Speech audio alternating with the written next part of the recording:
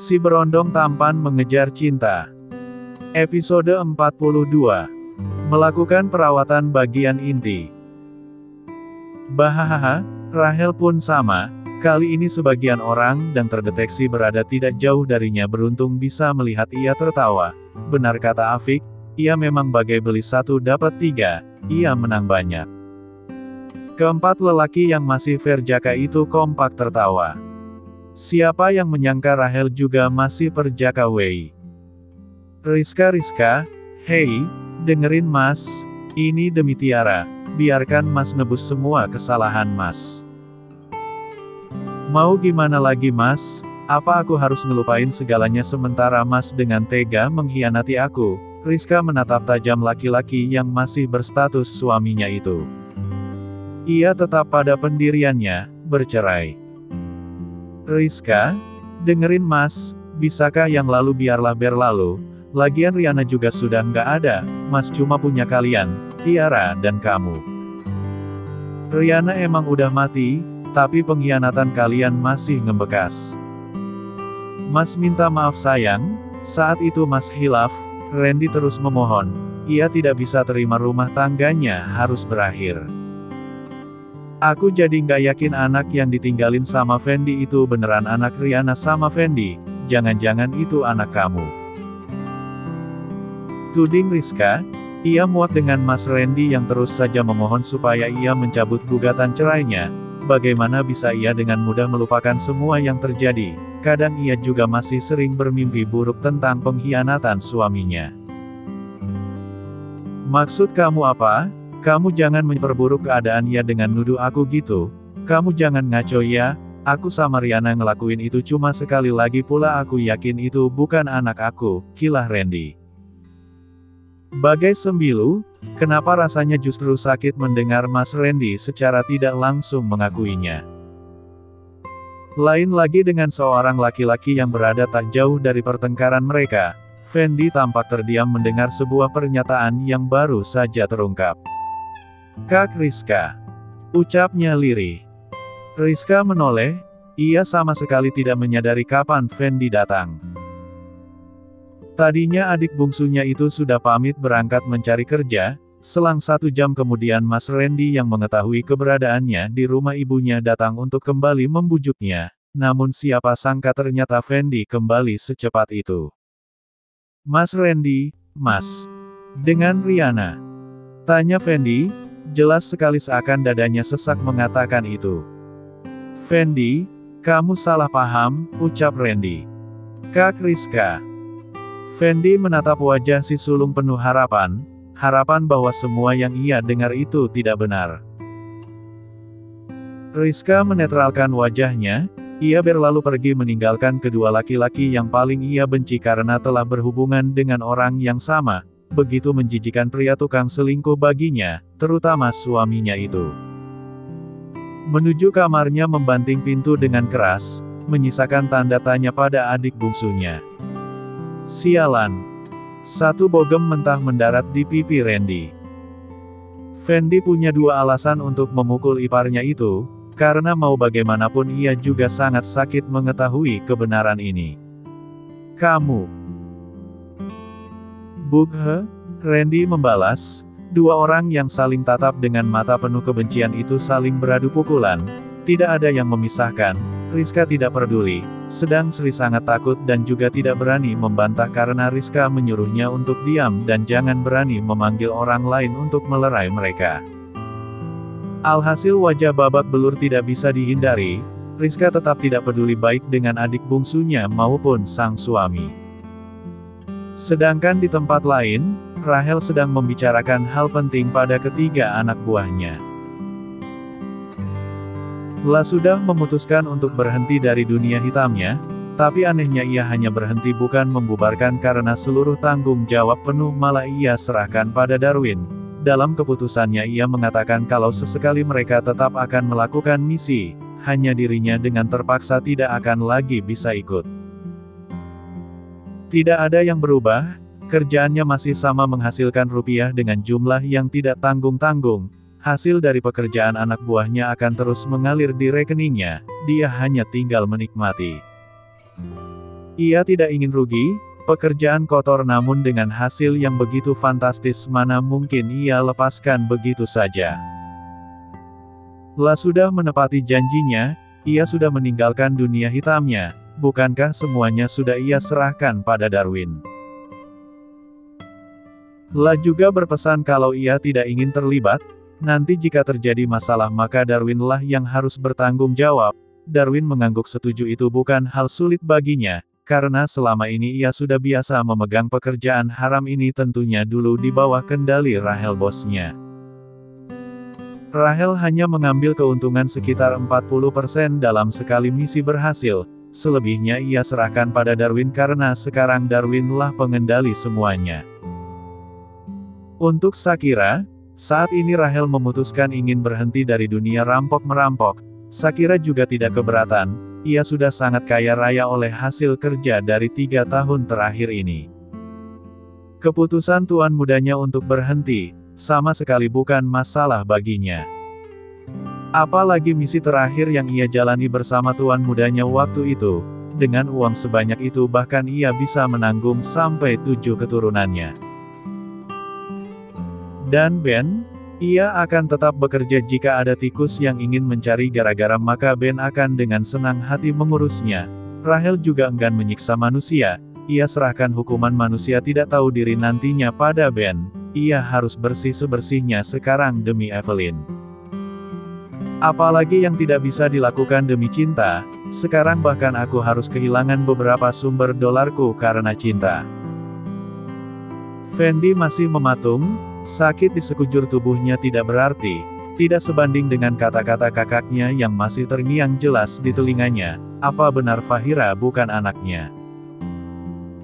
La mendekat pada Fahira yang sedang berada di box bayi, Sri nampak ketakutan, korban sinetron sepertinya wajar saja takut karena ia mendengar sendiri isi dari perdebatan para majikannya. Ia takut bayi tak berdosa yang selalu diasuhnya itu menjadi sasaran kemarahan sang majikan. Fendi masih memandangi wajah bayi perempuan itu. Setelah mendengar sebuah kenyataan itu entah kenapa dari garis wajah saja Fendi mulai menyadari Fahira sama sekali tidak mirip dengannya, hanya matanya, mata itu nampak sama dengan miliknya. Tidak ingin gegabah, Fendi mengambil rambut Fahira yang tidak pernah dipotong sejak dari lahir. Tes DNA adalah jalan satu-satunya, supaya ia bisa tenang, semuanya akan terbukti, rekam medis tidak akan membohonginya. Ia tidak bisa membenci Fahira, tapi jika benar Fahira bukan anaknya orang yang pertama kali ia cari adalah Randy. Riana, ya mantan istrinya itu memang tidak tahu diri, bagaimana bisa berselingkuh dengan iparnya.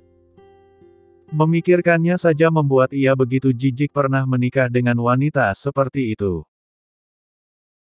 Di rumah yang begitu besar ini, Evelyn bahkan tidak tahu harus melakukan apa. Saat ia terbangun tadi rumah itu sudah bersih, rapi dan wangi, seperti ada yang mengurusnya, tapi bukankah ia tinggal di sini hanya berempat?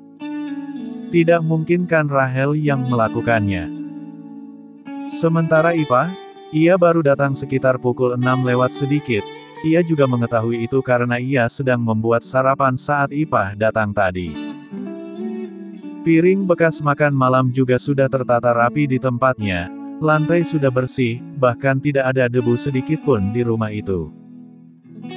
Kegiatannya hari ini hanya mencuci piring bekas masak dan sarapan pagi tadi saja, lalu mengurus Jacob yang semakin hari semakin menggemaskan.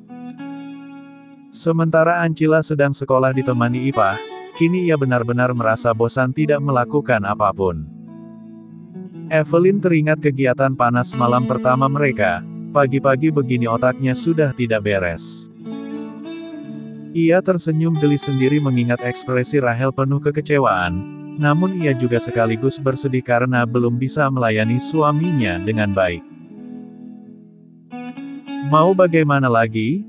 Masa nifas belum juga selesai, sekarang lebih baik memikirkan sesuatu untuk menyenangkan suaminya. Ia tidak mau suaminya kurang perhatian seperti saat bersama Fendi dulu. Hal yang ia duga membuat Fendi bisa berpaling pada wanita lain adalah mungkin dirinya kurang memuaskan. Karena dari segi manapun Evelyn bisa berbangga hati, ia bisa dikatakan istri yang baik meskipun keluarga Fendi sama sekali tidak ada yang menyukainya, dan selama itu juga ia tetap bertahan, ia tidak pernah menuntut jika masalah hanya datang dari segi ekonomi. Ia menerima berapapun nafkah dari yang suaminya berikan, bahkan selama 6 tahun berumah tangga ia ingat mereka hanya satu kali bertengkar hebat, itu pun karena mertuanya melibatkan anaknya dalam masalah rumah tangga. Ia tidak menyukai itu dan mulai menunjukkan perlawanan. Cantik.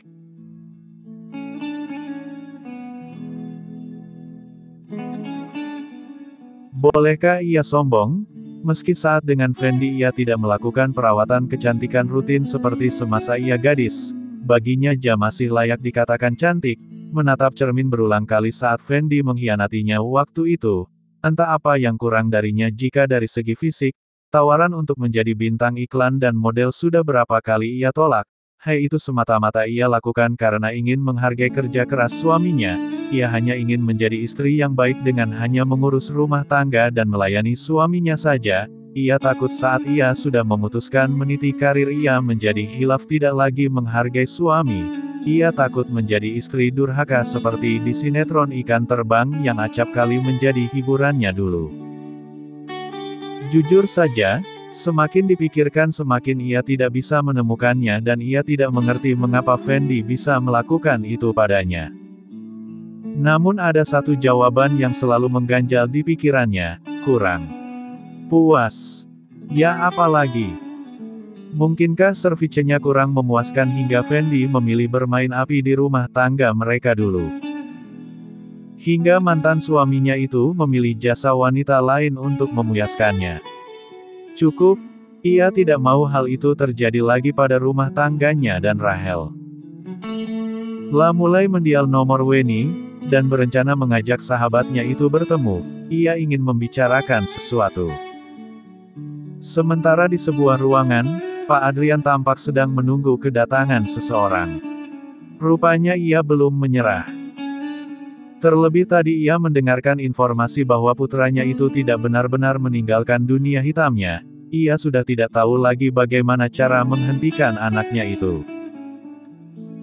Memisahkan putranya dari orang yang ia cintai sudah ia lakukan, bukannya sadar, hal itu bahkan membuat putranya semakin membenci dan malah melakukan pemberontakan terhadapnya. Mulai dirasuki rasa takut jika saja terjadi sesuatu yang akan benar-benar memisahkan ia dan putranya nanti. Jika putranya tetap masih begini maka bukan tidak mungkin kematian bisa saja memisahkan mereka. Memilih untuk bertemu seseorang yang mungkin bisa membantunya untuk merubah pribadi yang buruk pada anaknya. Selamat siang Pak Adrian. Weni kini masih terperangah akan keterkejutannya. Ia tidak menyangka seorang bocah tengil yang sempat diceritakan Evelyn beberapa bulan lalu benar-benar telah menjadi suami sahabatnya itu sekarang. Ini gila, benar-benar gila, ungkap Weni. Ia masih belum bisa mencerna dengan baik semua yang telah terjadi. Gila apanya? Kamu ngilang gitu aja? Aku nyariin beberapa hari ini, aku samperin ke apartemen yang di sebelah itu kamu nggak ada. Gak ada tanda-tanda kehidupan, sparring aku Len, aku kadang gak tidur mikirin kamu sebenarnya di mana, dan tadi apa. Kamu nelpon kalau kamu udah nikah. Asem tahu nggak, Weni tidak bisa bicara baik-baik, menurutnya Evelyn sudah keterlaluan, ia bahkan mencari-cari Evelyn beberapa hari ini, tapi yang dicari malah kayak gak bersalah kawin gitu aja, mana ia nggak diundang lagi. Itu tiba-tiba banget Wen, aku minta maaf deh udah bikin kamu khawatir.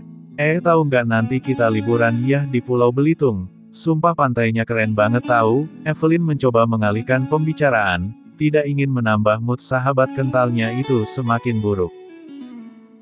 Jangan ngalihin pembicaraan ya, aku lagi kesel ini. Hehe, kan biar kamu gak marah-marah lagi sayangku. Kamu kapan meritnya? Aku udah 2 kali aja ini sedang kamu belum juga hahaha. Evelyn tertawa menyebalkan. Lagi-lagi ia menggoda sahabatnya itu, membuat Weni langsung mengerucutkan bibirnya. Aku mah santuy orangnya, Gak banyak bunyi. Tahu-tahu nanti kamu udah dapat aja undangannya. Hilly, aku tunggu palingan halu doang, sindir Evelyn. Halu-halu, gini-gini aku banyak yang naksir ya, cuma aku aja yang pemilih. Aduh sahabatku ini, buktiin dong kalau banyak yang naksir. Weni menghela nafasnya berat, ia kembali lagi ingat sosok Fendi, di tengah candaan itu dirinya terdiam, rasa benci yang sudah menyelimuti hatinya, namun mungkinkah rasa cinta juga masih bersemayam di sana walau hanya tersisa sedikit saja sehingga ia masih saja teringat pada lelaki bajingan itu. Dulu dirinya memang terlalu pemilih untuk masalah pendamping, bukan tidak ada laki-laki yang ingin menjalin hubungan serius dengannya, namun bertahun lamanya, dirinya selalu berpatokan pada Fendi, sehingga ia menginginkan pasangannya mirip dengan Fendi, termasuk bagaimana sikap Fendi memperlakukan Evelyn saat itu. Dan saat mendengar Fendi mengkhianati Evelyn, ia benar-benar kecewa. Laki-laki yang selalu ia banggakan, laki-laki yang dianggapnya tipe ideal untuk menjadi seorang pasangan malah dengan tega melakukan hal menjijikan seperti itu. La benci, namun mungkinkah juga cinta? Wen, kamu ngelamunin apaan sih? Evelyn mengguncang pelan lengan sahabatnya itu. Nggak ngelamunin apaan kok, aku cuma mikir nggak apalah aku terlambat menikah daripada terburu menikah malah memilih orang yang salah, ucapnya spontan, membuat Evelyn merasa kena saat ia berucap demikian. Itulah yang terjadi padanya dulu, kebelet nikah taunya malah memilih orang yang tidak tepat untuk diajak bekerja sama membangun rumah tangga seumur hidup. Unceceh sayangku, iya deh apapun keputusan kamu aku dukung pokoknya, tapi jangan lama-lama juga, ini tahun depan bentar lagi kepala 3, emang kamu mau nanti anak orang udah masuk universitas anak kamu masih TK, dan kamu udah sakit-sakitan lagi asam urat, kolesterol, apalah itu kan gak lucu, Evelyn terus mengoceh, sebenarnya ia sudah tidak sabar melihat sahabatnya itu menikah, baginya apalagi yang Weni tunggu, cantik, mapan, sempurna, gak mungkin gak ada laki-laki sepadan yang kepincut dengan sahabatnya itu. Iya, doain aja, iya Len, ini rumah si bocah itu.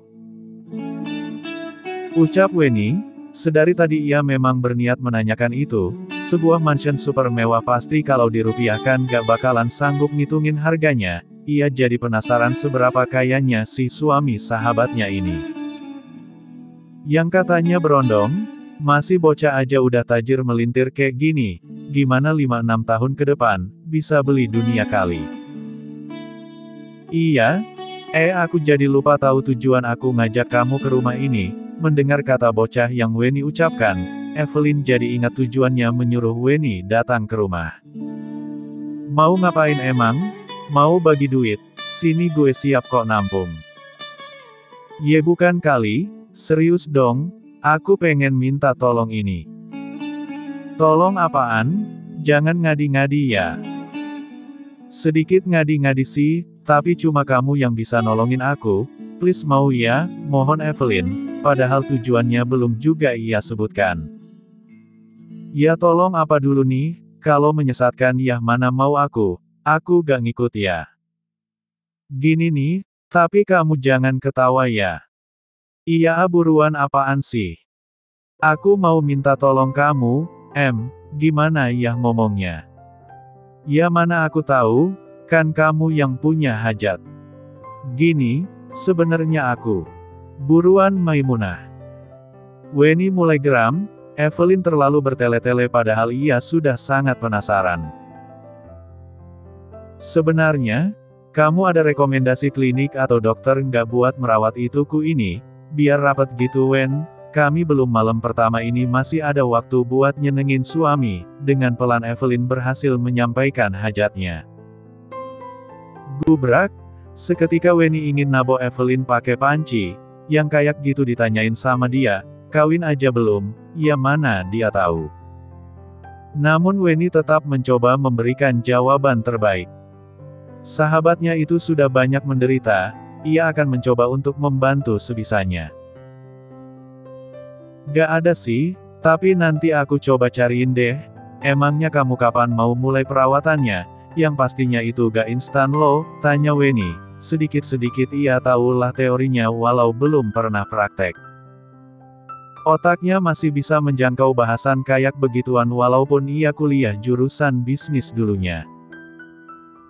Bentar lagi aku selesai nifas nih, kamu cari aja dulu nanti secepatnya kamu kabarin aku, ucap Evelyn sumringah. Weni memang bisa diandalkan baginya. Lah kok kamu yang ngatur, bukannya aku yang harus bilang gitu? Aku coba cari dulu, nanti secepatnya deh aku kabarin kamu, kata-kata itu kan harusnya aku yang ngucapin. Ah bodoh amatlah, pokoknya kamu harus nolongin aku sebelum malam pertama nih. Aku mau pokoknya udah harus ada hasilnya.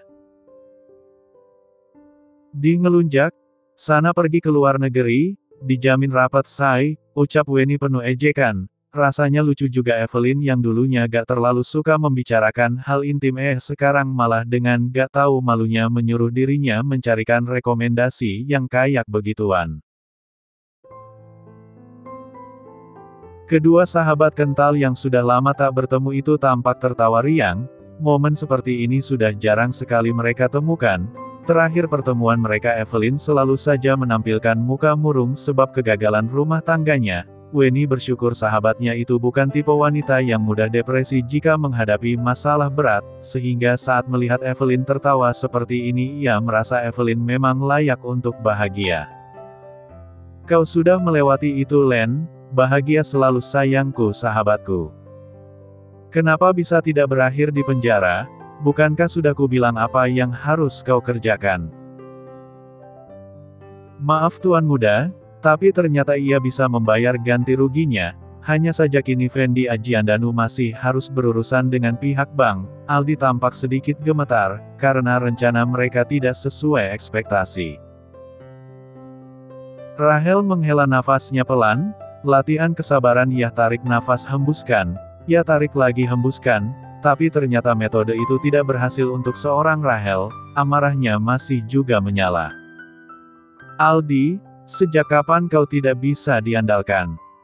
Tanyanya seperti menahan amarah yang akan tersembur. Maafkan saya tuan muda. Pergi, dan lakukan apapun yang kau bisa, aku tidak mau tahu, ucapnya dingin. Aura membunuh terpancar jelas di hadapan Aldi. Aldi sudah pernah mengalami kemarahan bosnya itu. Jangan sampai lagi, jangan, ia tidak mau mati sia-sia. Masih ada Shakira yang belum juga ia lamar lagi. Aldi memilih pergi, lama-lama berada di satu ruangan dengan tuan mudanya bisa membuat ia berhenti bernafas. Sungguh kalau tidak percaya mari lakukan saja. Ark sial, sial-sial. Seharusnya ia membusuk di penjara, Rahel tidak terima, baru kali ini rencananya tidak tercapai. Rahel menelusuri sebab mengapa Fendi bisa membayar denda kerugian perusahaan, bukannya nilainya sudah sangat banyak ditambah hutang lelaki itu pada perusahaan. Namun ternyata, usut punya usut nilai itu dibagi dua dengan Rudy, sehingga Fendi bisa melunasinya dengan menggadaikan rumah barunya pada bank. Dan untuk masalah hutang, perusahaan yang akan mengurusnya. Jadi begitu, baiklah tidak apa, kau akan kubuat lebih menderita setelah ini, Rahel menyeringai. Di sisi lain, kelima adik-beradik itu sudah bulat memutuskan untuk menghentikan perawatan sang ibu di rumah sakit elit tersebut. Setelah melalui mufakat yang sebenarnya lebih ke adu pendapat mereka sepakat untuk membawa pulang ibu mereka. Si bungsu mengatakan meminta bantuan dana untuk merawat ibu mereka, karena saat ini ia sudah berstatus pengangguran. Sebenarnya keempat kakaknya tidak keberatan, hanya saja waktu itu mereka memang benci karena menurut mereka Fendi lah penyebab sakit ibunya. Namun kembali lagi, jika mereka bisa menerima segala yang terjadi, mereka bisa berpikir jernih mana mungkin seorang anak dengan tega membuat ibunya sakit seperti itu, pastilah ada unsur ketidaksengajaan, adik bungsunya hilaf dan mereka sudah memaafkan itu. Kondisi Ibu Fendi sangat memprihatinkan, tubuhnya kurus, ia sering berhalusinasi seolah ketakutan, tapi karena stroke yang ia alami anak-anaknya tidak bisa menyimak apa yang ibu mereka katakan. Seperti saat ini, kala sampai di rumah ibunya mulai berhalusinasi lagi setelah melihat Sri. Dengan Rizka dan lainnya saja ibunya itu kadang-kadang masih menunjukkan reaksi ketakutan, apalagi dengan orang yang baru dilihatnya seperti Sri. Pokoknya asalkan perempuan ibunya pasti akan menunjukkan reaksi begitu. Fendi bahkan harus mempekerjakan perawat pria untuk merawat ibunya, supaya ibunya bisa tenang. Perawat itu akan mulai bekerja hari ini juga. Perawat itu juga diharuskan tinggal serumah karena Fendi tidak bisa merawat ibunya pun juga dengan kakak-kakaknya. Sri sudah diperingatkan supaya jangan memasuki kamar ibu mereka, karena itu akan berdampak buruk bagi kesehatan ibu mereka. "Kak Rizka, kita perlu bicara berdua," ucap Fendi pada si sulung. Ia ingin memperjelas apa yang ia dengar kemarin. "Mau bicara apa? Bicara di sini saja." "Tidak, hanya berdua, ayo ke kamarku," ucap Fendi lagi. Ia tidak ingin gegabah, ia ingin kata-kata itu keluar dari mulut kakaknya dan harus menatap matanya jika sudah begitu baru ia akan percaya. Karena sampai kini pun ia masih enggan untuk percaya. "Mau apa lagi?" ketus Rizka saat keduanya sudah berada di dalam kamar. "Kak, ku mohon, semua yang kakak katakan waktu itu, tidak benarkan." "Apaan sih Tar, pikir aja sendiri." "Kak, kamu berharapnya apa, aku bohong gitu?" tanya balik Rizka. "Sudahlah semua sudah kebuka juga, dibelak saja terserah mau hancur ya hancur saja sekalian," pikir Rizka. Lah mulai mengabaikan kesepakatannya dengan Rahel. Menghembuskan nafasnya pelan, kini Fendi sudah siap mendengar kenyataan. "Jelaskan saja Kak. Kau pikir kenapa aku bisa menggugat cerai suamiku?" Rizka masih tetap bertanya, ia malas mengakui suaminya berkhianat karena kenyataan itu akan membuat ia terluka lagi. "Kak," lirih Fendi. "Memangnya apa yang kau harapkan? Apa kau pikir istrimu itu orang yang sangat baik? Kau tahu dia itu tidak lebih dari seorang wanita ehem."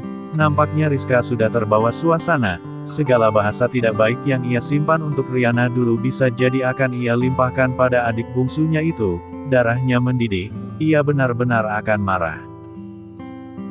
"Aku bahkan pernah melihat videonya, di Hotel X, kamar 115, durasi 51:22, apa? Lalu apa yang akan kau harapkan? Berharap wanita ular itu akan mencintai kamu sampai ujung nyawanya? Kalau aku jadi kau sudah lama aku buang wanita menjijikan seperti istrimu itu. Dan aku akan berharap mempertahankan rumah tangga yang telah diisi dengan kebohongan ini. Kau tidak tahu apa yang aku rasakan. Kau pikir mudah menerima lagi bajingan seperti Mas Randy?" Fendi masih mematung, rasa sesak memenuhi dadanya, ia kecewa. "Dasar sampah, kau yang membawa sialan itu ke sini, kau, ibu, kalian penyebabnya, kau sama saja seperti dia, seperti Mas Randy, tukang selingkuh, bajingan, aku benci kalian, pergi jangan tunjukkan mukamu itu, kau bukan lagi adikku," ucap Rizka lantang, ia terduduk lemas, kini ia kembali hancur. Bayangan dan suara laknat itu kembali memenuhi gendang telinganya. "Pergi, pergi, pergi kalian." Rizka menutup kedua telinganya, berharap ia bisa menghalau suara-suara yang sangat tidak ingin ia dengar itu. Delia berlari menuju kamar Fendi, sumber suara pertengkaran yang terjadi. "Kak Rizka, Kak sadar ini Delia," ucap Delia sembari memeluk si sulung keluarga mereka. Dari keempat saudaranya hanya ia yang tahu masalah yang dialami Rizka.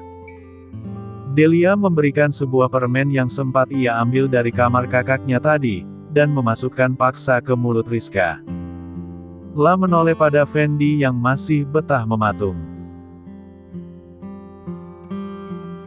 Pergilah Fendi, tinggalkan Kak Rizka dulu, kau tidak tahu bahkan Kak Rizka hampir gila karena ulah wanita ular itu. Kalau kau masih merasa adik kami kau pergilah dan jangan cari masalah dengan Kak Rizka, jangan menemuinya dulu untuk sementara waktu, sebisa mungkin jangan mengungkit masalahnya, ucap Delia. Ia hanya benci pada Riana tapi tidak dengan Fendi, baginya Fendi tetaplah adik kecilnya, mungkin adik kecilnya itu tengah salah jalan saat itu, yang berlalu biarlah berlalu. Fendi berlalu pergi, ia juga tidak sanggup melihat kakaknya seperti itu. Ini salahnya telah berani bermain api, ternyata bukan hanya Evelyn yang menjadi korban dari pengkhianatannya. Saat ia menyakiti Evelyn, Tuhan bahkan membalasnya secara tunai dengan membalikkan apa yang telah dilakukannya. Kak Rizka saudara perempuannya itu harus mengalami apa yang Evelyn alami dan rasakan. Apa tadi? Kak Rizka hampir gila. Oh ya Tuhan, bagaimana bisa Evelyn tetap tegar berdiri kokoh seperti itu setelah apa yang terjadi? Membayangkannya saja ia tidak sanggup. Bersambung.